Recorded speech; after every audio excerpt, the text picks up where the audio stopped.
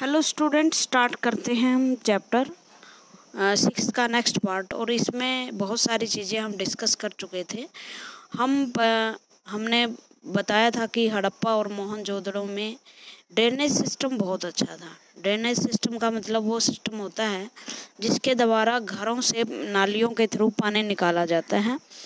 और drainage system में इनका बड़ा अच्छा था। घर से नालियाँ इस तरह से स्लोप में थी कि अच्छी तरह से पानी निकलकर गांव की गलियां या शहर की मेन स्ट्रीट तक आ सके। इस तरह के होल मिले हैं। इस तरह के होल आज भी हम सड़कों पर देखते हैं।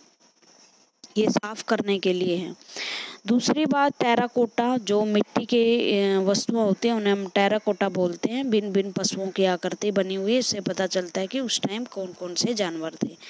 फिर ये मिट्टी की एक मोहर मिली है पत्थर की, जिस पर कुछ लिखा हुआ है। ये लिपि ऐसी है बेटा जो पढ़ी नहीं जा सके अभी तक। चित्र में लिपि बोलते हैं इसको।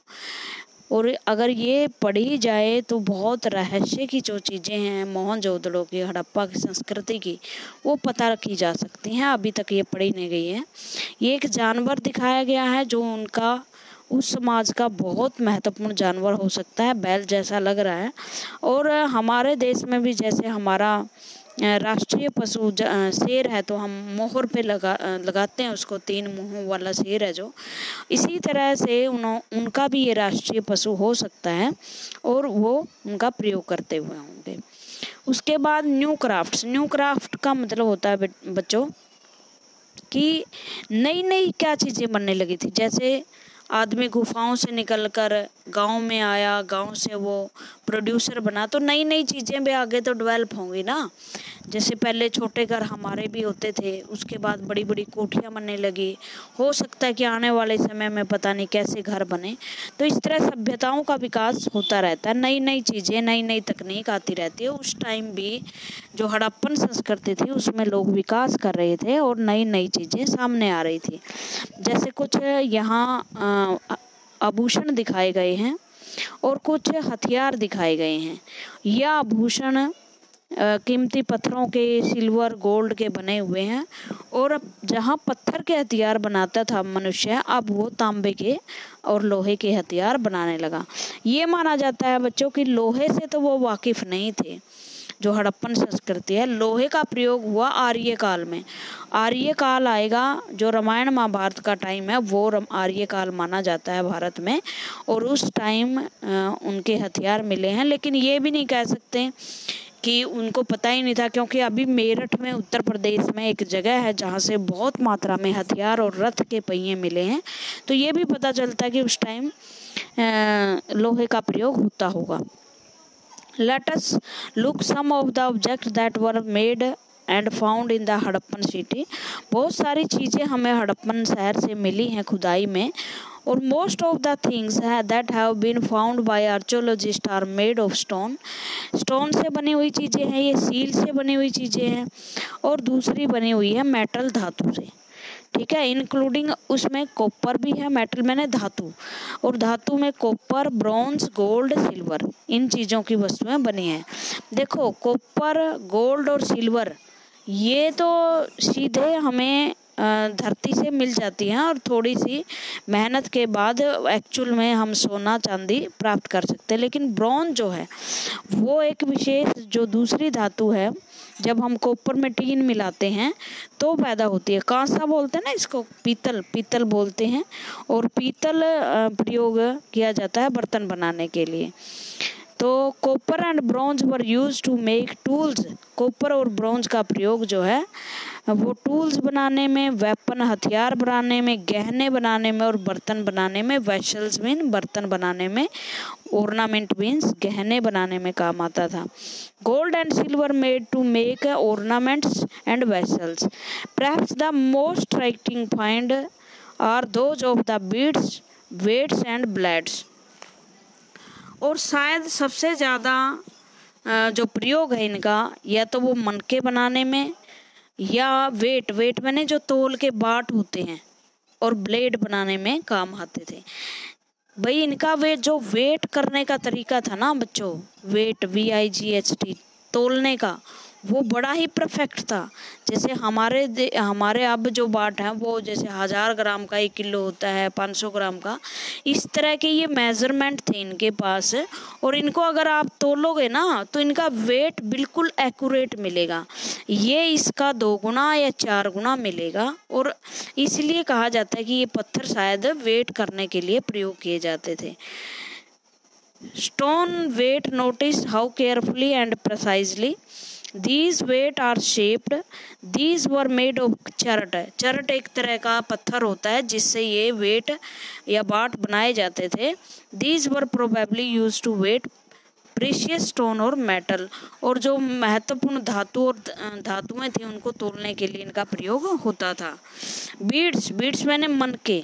Many of these were made of carnelian, a beautiful red stone. Carnelian एक ब्यूटीफुल रेड स्टोन था, लाल पत्थर था जिससे बीड्स वो बनाए जाते थे।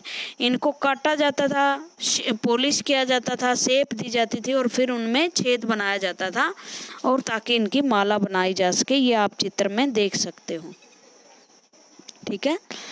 उसके बाद the Harappan also made seal out of stone. Seal भी बनाते थे, मोहर बनाते थे, और रेक्टेंगल शेप की मोहर होती थी। और मोहर मैंने आपको दिखा दी थी जो जिस पर एक जानवर का चित्र होता था और कुछ लिखा भी होता था। लिखा हुआ हो सकता है कि उनका कोई राष्ट्रीय स्लोगन हो, जैसे हमारे रुपए पर है सत्यमेव जयते लिखा है। अगर 3000 साल बाद मिलेगी ये मोहर तो हो सकता है कि लोग उसे पहचान ना पाए कि क्या लिखा हुआ उस पे। तो इसी तरह एक एनिमल का चित्र कर दिया जाता है उस पे और कुछ लिखा हुआ होता है। The Harappan also made pot with beautiful black design. घड़े बनाते थे वो बड़े अच्छे डिजाइन के, ब्लैक रंग के, और उन जो आपकी उसमें भी दिखाए गए थे चैप्टर 1 में। उसके बाद मेटल प्रयोग होना शुरू हो गया था। मेटल मैंने धातु, देखो गुफाओं से निकला, पत्थर के प्रयोग करता था, हड्डियों के प्रयोग करता था। अब उसने गांव बना लिए, गांव से तो धातु का प्रयोग सीख गया, तो अब जो हथियार है उसके धातु के बनने शुरू हो गए थे। कॉटन मीन्स जो सूती कपड़ा या कपास होती है ना, उसको कॉटन बोलते हैं। तो कॉटन भी उगाई जाती थी। इससे पता चलता है कि लोग कपड़ा बनाने में बड़ा माहिर थे। देखो इस व्यक्ति के वस्त्र देखो आप, ऐसा लगता है कि ये कढ़ाईदार कपड़े किसने पहने हुए हैं। इसकी दाढ़ी देखो आप कितनी शेप से बनाई हुई है, इतनी एक्यूरेसी से। कोई बहुत स्पेशलिस्ट होगा ना इस मूर्ति को बनाने वाला, वही तो बना सकता है, आम आदमी नहीं बना सकता। तो इसके कपड़ों से ऐसा लगता है कि उस टाइम लोग एम्ब्रॉयडरी के कपड़े पहनते होंगे। एम्ब्रॉयडरी का मतलब होता है जो कढ़ाई वाले कपड़े होते हैं वो पहनते होंगे, ठीक है। देखो embroidery clothes, a stone statue of important man found from Mohenjodaro. ये जो मूर्ति मिली है ये मोहनजोदड़ो से मिली है और इसमें पता चलता है कि कोई व्यक्ति कढ़ाई के वस्त्र पहने हुए हैं। Cotton were probably grown at the Mehrgarh में 7000 साल पहले कपड़े जो कपास अब उगाई जाती थी। Actual pieces of cloths were found attached to the lid of the silver vase and some copper object at Mohenjodaro में क्या मिला है, एक गुलदस्ता टाइप मिला है और कॉपर के ऑब्जेक्ट मिले हैं जिसमें कपड़ा लिपटा हुआ है। ऐसा लगता है कि आर्कियोलॉजिस्ट जो है ऐसा लगता है कि मोहनजोदड़ो में जो कपास से कपड़ा बनाने की कला बड़ी उन्नत थी। इसी तरह archaeologist have found spindle whorl. Spindle का मतलब जैसे घूमने वाला कोई पहिया होता है ना, वो मिला है, और जिससे पता चलता है कि उस टाइम जैसे चरखे वगैरह से कपड़े बनाए जाते थे। अब ये है फियांस का मतलब होता है कांच, और कांच भाई वैसा का वैसा पृथ्वी से नहीं मिलता, वो बनाना पड़ता है कोई चीज़ मिला करके। Unlike stone and seals that were found naturally. Stone और सील तो नेचुरली मिलते हैं, मतलब वैसे के वैसे धरती से निकाल देते हैं, लेकिन जो फियांस होता है एक ऐसा मटेरियल होता है जिसे मनुष्य खुद बनाता है, और उसमें क्या क्या शामिल होता है, एक तो गोंद शामिल होता है, दूसरा एक क्वार्टाइज की रेत शामिल होती है, और फिर उनको मिलाकर पिघलाया जाता है, शेप दी जाती है, चूड़ियाँ बनाई जाती है, खिलौने बनाए जाते हैं और इसका रंग जो है सी ग्रीन या ब्लू हो जाता है। इससे मनके, बैंगल्स, ईयरिंग्स, टीनी वेसल्स, छोटे छोटे बर्तन, जो कांच के बर्तन आज भी कांच के बनाए जाते हैं, हमारे यहाँ भी अब भी उस टाइम भी बनाए जाते थे। Made of terracotta and faience, these were used spine thread, और हो सकता है कि घूमने एक कोई चकती मिली है, घूमने जो धागा जिस पर घूमता है उस पर ये बनाए जाते होंगे। Many of things that were produce were probably the work of specialist, जो ये काम बनाए जाते हैं वो किसी स्पेशलिस्ट का काम। भाई स्पेशलिस्ट का मतलब होता है एक काम में माहिर होना, जैसे कोई दर्जी होता है वो कपड़े बनाने में माहिर होता है, कांच की चूड़ियाँ बनाने वाला कांच की चूड़ियाँ बनाने में माहिर होता है, जो जुलाहा है वो कपड़े रंगने में माहिर होता है। तो हो सकता है ये खिलौने भी, जैसे कुम्हार होता है वो मिट्टी के घड़े बनाने में माहिर होता है, तो हो सकता है ये चीज़ें बनाने वाला भी कोई स्पेशलिस्ट हो। एक स्पेशलिस्ट इज ए पर्सन, एक स्पेशलिस्ट वो आदमी होता है who is trained to do only one thing, one kind of work, जो एक काम करने में माहिर होता है। फॉर एग्जाम्पल कटिंग स्टोन, जैसे स्टोन को काटना, उनको पॉलिश करना, बीड को पॉलिश करना, कर्विंग सील, सील को बनाना, look at the illusion of, see how the, उस आदमी के फेस को देखना आपने किस तरह से उसकी दाढ़ी बनाई गई है, और ऐसा लगता है कि ये कोई बहुत ही एक्सपर्ट क्राफ्ट्समैन था जिन्होंने इस पुतले को बनाया होगा। Now they note everybody could have been a specialist, कोई भी स्पेशलिस्ट नहीं हो सकता, स्पेशलिस्ट आदमी वो हो सकता है जो उस काम में ट्रेंड हो, परफेक्ट हो। At the work of an expert craftsman person, और कोई क्राफ्ट पर्सन ही, शिल्पकार ही ऐसा एक्सपर्ट हो सकता है। लेकिन इसका मतलब ये नहीं है कि हम क्राफ्ट्समैन का मतलब सिर्फ एक आदमी लें, हो सकता है कि कुछ औरतें भी उस टाइम इन चीज़ों में माहिर हों, जैसे मनके बनाने में। आज भी चूड़ी उद्योग में बहुत सारी महिलाएं हमारी इन्वॉल्व हैं, चूड़ी बनाती हैं वो, तो इसलिए कुछ स्पेशलिस्ट, जो स्पेशलिस्ट हैं मैन और वोमेन दोनों हो सकते हैं। अब इन चीज़ों को बनाने के लिए रॉ मटेरियल चाहिए था। रॉ मटेरियल कहाँ कहाँ से मिलता था कि ये लोग जो हैं, क्योंकि एक जगह सारी चीज़ें मिलती नहीं हैं। रॉ मटेरियल जैसे तांबा है, वो राजस्थान में माना जाता है कि खेतड़ी नाम की एक जगह है राजस्थान में, वहाँ बहुत ज़्यादा मिलता है। इसी तरह कर्नाटक में कोलार की खानों में सोना मिलता है। अफ़गानिस्तान, ईरान में महंगे स्टोन पत्थर मिलते हैं, तो वहाँ से चीज़ें लाते होंगे वो।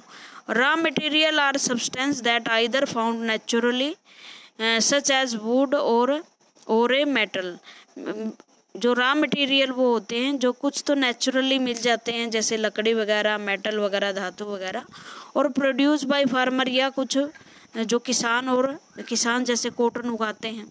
हर्डर, जैसे हर्डर मैंने पशुपालक जो ऊन वगैरह, भेड़ वगैरह पालते हैं तो ऊन मिलती है वहाँ से, तो वो तो वहाँ से मिल जाती हैं।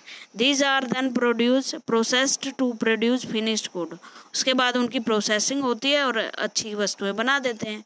For example cotton produce by farmer, cotton जो है फार्मर के द्वारा उगाई जाती है, जो रॉ मटेरियल है वो भी एक रॉ मटेरियल है, जिससे क्या बनाए जाते हैं, जिससे क्लोथ्स बनाए जाते हैं।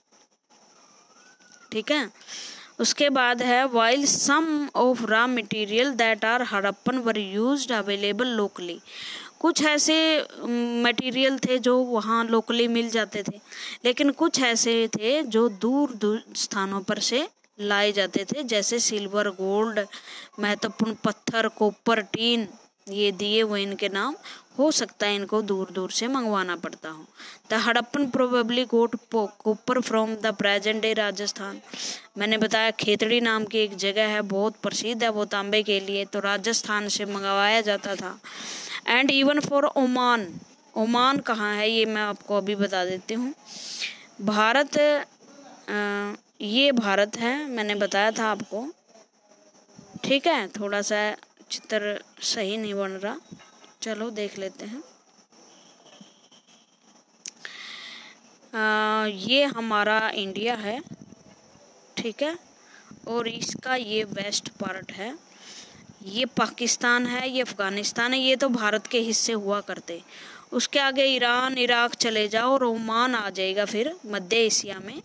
भारत एशिया में है तो मध्य एशिया में ये देश है, तो ओमान वही है जो अरब के देश हैं वहाँ से ओमान से पत्थर, टीन वगैरह मंगवाए जाते थे, और जो टीन है वो मिक्स करते थे कॉपर में, और कॉपर से ब्रोंज बनता था जिसे कांसा बोलते हैं। कॉपर जानते हो बच्चों? तांबा की वस्तुएं आपने देखी होगी घर में, लोटा वगैरह होता है। ब्रोंज के बेले वगैरह होते हैं घर में, इस तरह से बहुत महंगी पीतल होती है ये। देख लो, पीतल की चीज़ें तो आम घर में मिल जाएंगी आप। वो कहाँ से मंगवाया जाता? अफ़गानिस्तान और ईरान से मिलाया जाता था। गोल्ड जो है वो कर्नाटक से आता था, जो वर्तमान में भी कोलार के खाने हैं वो वहाँ से सोना आता है भारत में अब भी। और जो प्रेशियस स्टोन थे, प्रेशियस मैंने महंगे स्टोन, वो आते थे गुजरात, ईरान, अफ़गानिस्तान से। ठीक है, आज के लिए बस इतना ही। Thank you very much.